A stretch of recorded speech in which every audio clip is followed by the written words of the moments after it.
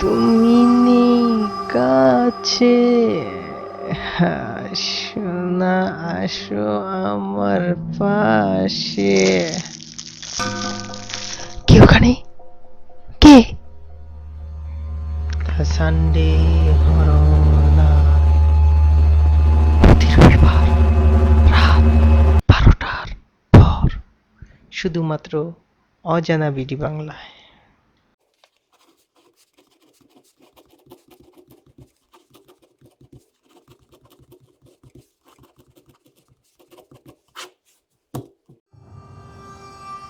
Hello viewers, আসসালামু আলাইকুম রহমতুল্লাহি ওয়া বারাকাতুহু। আশা করি আপনারা সবাই ভালো আছেন। অজানা বিডি বাংলার প্রতি রবিবারের দ্য সানডে হরর নাইটে আপনাদের সবাইকে জানাই আবারও সুস্বাগতম। আমাদেরকে ইমেল করার ঠিকানা হচ্ছে অজানাবিডিবাংলা@gmail.com। ভিডিওর ডিসক্রিপশন বক্সে আমাদের ইমেল ঠিকানা দেওয়া থাকবে। আপনাদের কারো কাছে যদি কারো কোনো সত্য ঘটনা থাকে, আপনারা আমাদেরকে লিখে বা ভয়েস রেকর্ড করে পাঠাতে পারবেন, আমরা তা তুলে ধরব। তো আজকের অনুষ্ঠানটি শুরু করা যাক। আজকের অনুষ্ঠানের নাম হচ্ছে আধার রাতের অতিথি। আজকের এপিসোড চতুর্থ এপিসোড, এবং আশা করি আপনাদের কাছে ভালো লাগবে। আরেকটি কথা, আমাদের সাথে আপনারা চাইলে ফেসবুকে এখন থেকে জয়েন হতে পারেন। তো কথা না বাড়িয়ে শুরু করা যাক অনুষ্ঠানটি। এবং কি ব্যাকগ্রাউন্ড সাউন্ড সম্পর্কে আপনারা যদি কেউ কিছু জানাতে চান, আমাদেরকে কমেন্ট বক্সে জানাতে পারেন। ওকে, শুরু করা যাক।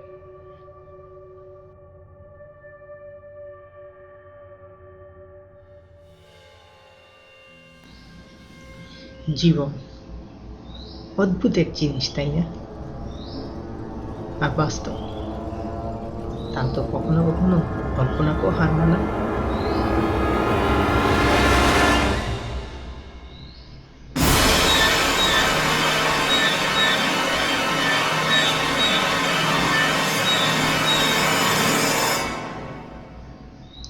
সালেক, মোহাম্মদ সালেক মিয়া বেসরকারি এক কোম্পানিতে জব করে।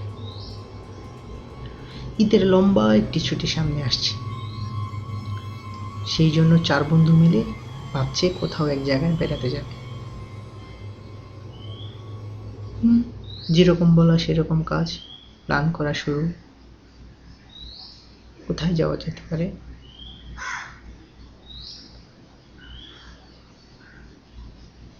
প্ল্যান শেষ না হতে হতে ছুটিটা খুব দ্রুতই কাছাকাছি চলে আসলো। তাই হই হুল্লোড় করে হঠাৎ করে সোনাবাড়ি বেড়াতে যাবে তারা। সোনাবাড়ি নামটা বড়ই অদ্ভুত না? জায়গাটাও অদ্ভুত।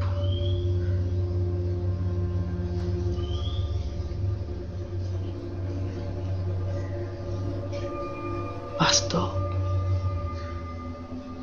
যা কখনো কখনো কল্পনাকেও হার মানায়।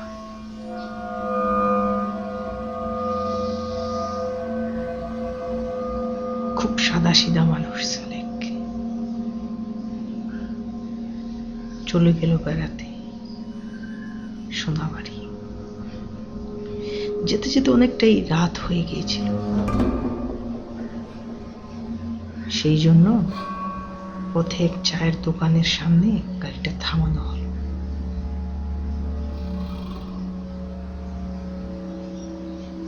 চা নিল।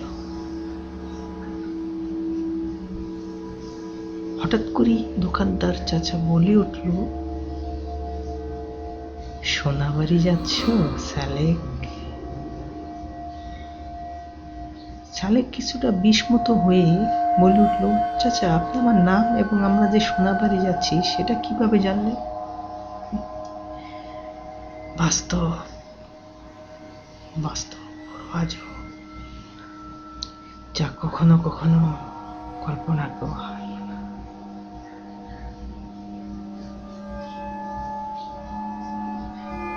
চাচা এটা বলে হেসে উঠল।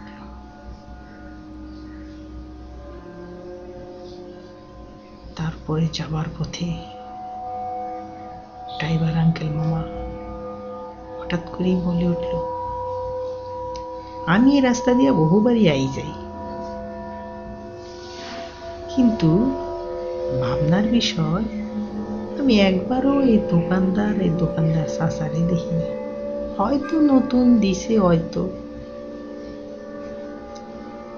কিন্তু সালেক মিয়ার মনে এই কথাটা শুনে আরো খটকা লেগে গেল। সেটা তো সোনাবাড়ি, সেই জায়গাটা আর কি। তবে ড্রাইভার আঙ্কেল তারপরে বলে উঠল, যাবেন একটু দেখে আসই না থাইকে।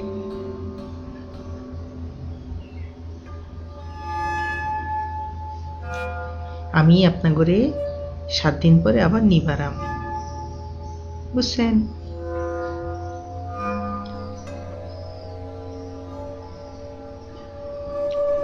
ছোট্ট একটি বাঁশঝাড়, তার মধ্যে দিয়ে যাওয়া লাগবে। 4 বন্ধু সালেক ওদের টর্চ লাইট জ্বালিয়ে হাঁটি হাঁটি পায়ে হেঁটে যাচ্ছে।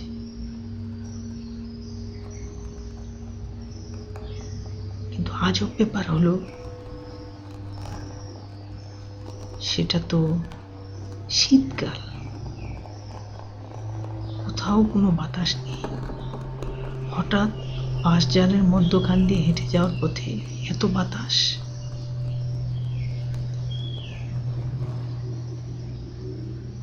তো আজব ব্যাপার হলো, সেই বাতাসে তাদের গায়ে কোনো ঠান্ডা লাগছে না। এত কিছু না ভেবে খুব টায়ার্ড, দ্রুতই সোনাবাড়ির দিকে এগিয়ে যাচ্ছে। পুরানো এক ঝুলন্ত কাঠের টুকরে লেখা আছে সোনাবাড়ি। বাড়িটা দেখে মনে হচ্ছিল কয়েক বছর যাবৎ এই বাড়িতে কেউ আসে না।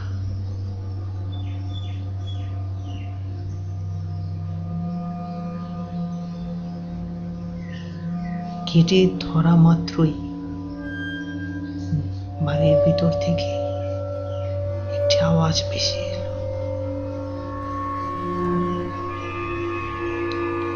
কে ওখানে?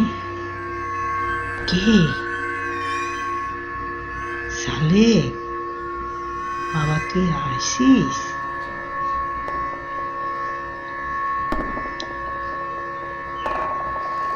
সালেক চমকে গেল। হারিকেন নিয়ে এক বৃদ্ধা মহিলা কুটি কুটি পায়ে তার দিকে এগিয়ে আসলো আর বলল, এতদিন পরে আসলি বাবা, একবার আমার কথা মনে পড়লো না? সালেক তো ভিতরে ভিতরে চমকে গেল। হঠাৎ করে তার 4 বন্ধুর ভিতর থেকে এক বন্ধু বলে উঠল, দাদি খাবারের কিছু আছে? বহু দূর থেকে এসেছি দাদি, খাওয়া লাগবে।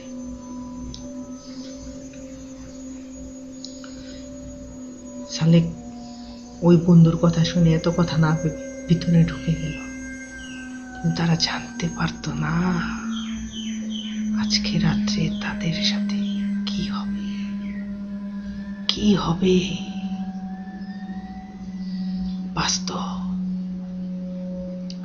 বাস্তব এমন এক জিনিস যা কখনো কখনো কল্পনাকেও হার মানায়।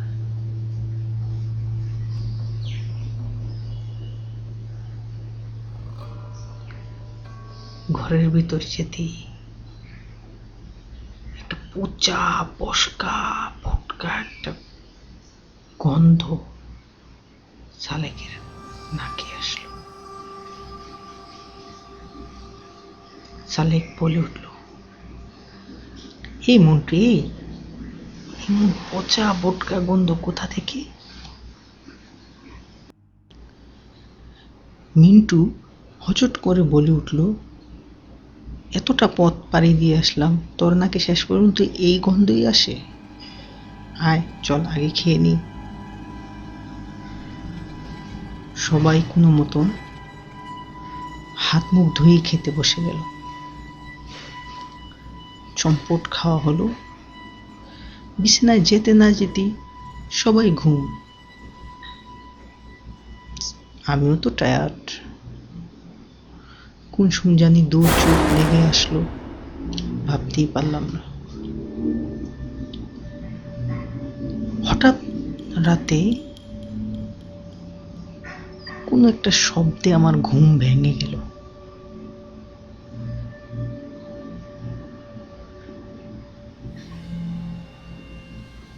আমি উঠলাম,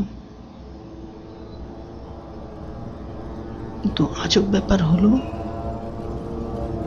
ঘরে কেউ নেই। মিন্টু, সোহিব, ওরা কোথায়? কোথায় ওরা?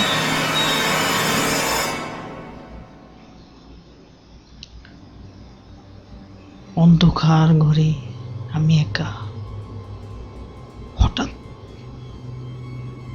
উপর থেকে সাউন্ড ভেসে আসলো আমার কানে।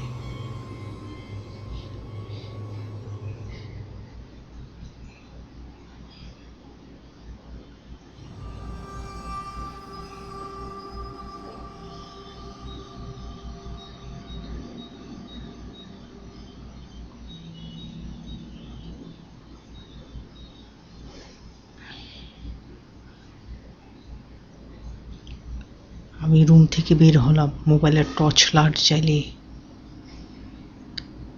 কিন্তু আজব ব্যাপার, ঘরটা ঢোকার সময় যেরকম দেখেছিলাম এখন সেরকম নেই, পুরো অন্যরকম। মনে হচ্ছে আগামী 60 বছর 70 বছর এই ঘরে কেউ আসেনি।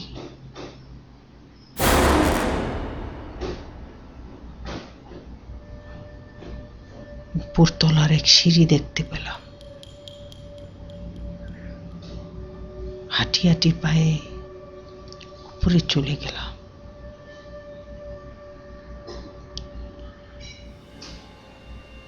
একটি রুমের সামনে দিয়ে হেঁটে যাওয়ার সময় আচমকা একটি শব্দ আমার কানে ভেসে আসলো।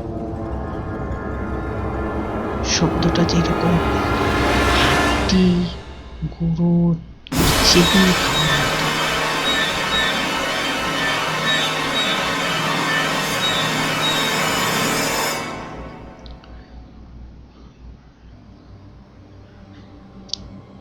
দরজাটা খুলতেই আমি যা দেখতে পেলাম তার জন্য আমি প্রস্তুত ছিলাম না।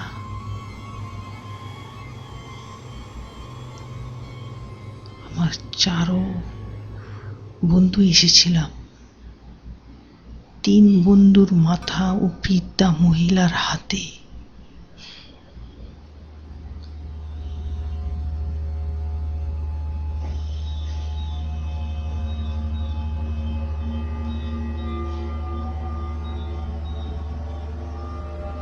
তার সাথে আরো 3 জন বৃদ্ধা মহিলা টুকরো টুকরো করে বিভৎস অবস্থা করে আমার বন্ধুদেরকে চিবিয়ে খাচ্ছে।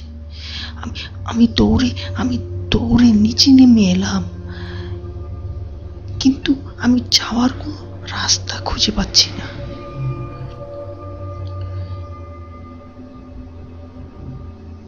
যেদিক দিয়ে এসেছি সেদিক দিয়েও যাওয়ার কোনো পথ নেই।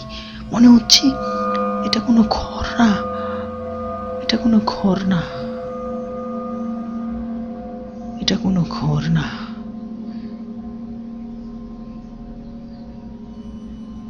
আমি আচমকা আরেকটি শব্দ শুনতে পেলাম। সেদিকে ছুটে গেলাম। খাবার টেবিলের উপরে দেখলাম পচা মানুষের হাত পা কাটা, তার মানে কি আমরা খাবার টেবিলের সময় এই খেয়েছি? আমার মাথা আর কাজ করছিল না, কি করব? মনে মনে দুরুদ দোহা সব পড়তে লাগলাম। আমার পা আর লড়ছিল না, আমার মুখ দিয়ে আর কথা বেরোচ্ছিল না। আমি জোরে চিৎকার দেওয়ার এত চেষ্টা করলাম, তাও পারলাম না।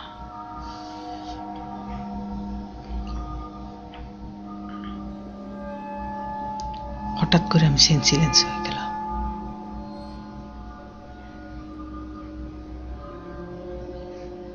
চোখ মেলতেই দেখলাম আমি হসপিটালে।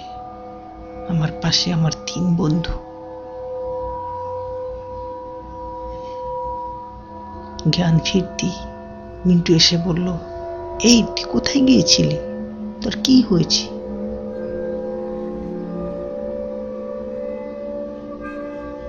আমি আর তাদেরকে কিছু বলার ভাষায় ছিলাম না, কারণ বাস্তব এমন এক জিনিস যা কখনো কখনো কল্পনাকেও হার মানায়। এই ছিল আমার সাথে ঘটে যাওয়ার এই ঘটনা। ভালো লাগলে পরে শোনাবেন।